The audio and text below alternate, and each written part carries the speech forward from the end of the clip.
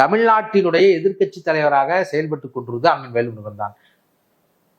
உதயசூரியன் சின்னத்தில் ஜெயித்து ஒற்றை எம்எல்ஏவாக இருந்தால் கூட அவர்கள் நல்லது செய்தால் தட்டி கொடுப்பதும் தவறு செய்தால் தட்டி கேட்கிற ஒரு தலைவனாக அவர் அங்க இருக்கிறார். நீட் தேர்வு எதுக்குறாரா? எதுக்குறார். பரந்தூர் விமான நிலையம் எதுக்குறார். அங்க போராடின விவசாயிகளுக்கு குண்டாஸ் போடும்போது போய் எதிர்த்தார். நீங்கள் 8 மணி நேர வேலையை 12 மணி நேர வேலையாக கொண்டு வரும்போது அதை எதிர்த்தார். டாஸ்மார்க் வேணாம் என்று அவர் எதிர்க்கிறார். இன்றைக்கு தமிழ்நாட்டில் முழுக்க ஒவ்வொரு மாவட்டத்திலும் மருத்துவக் கல்லூரி இருக்குது என்றால் அதற்கு வேல்முருகன் ஒரு சட்டசபையிலேயே குரல் கொடுத்து கொண்டு வந்தார். கலை அறிவியல் கல்லூரி கொண்டு வருவதற்கு காரணமாக இருந்தார். மழைநீர் சேகரிப்பு இருக்கிறது அவர் காரணமாக இருந்தார். ஈழத்தில் நடந்தது ஈழப்படுகொலை தான், அது பொருளாதார தடை விதிக்க வேண்டும் என்று ஜெயலலிதா தீர்மானம் நிறைவேற்றுவதற்கே ஒரு காரணமாக இருந்தார்.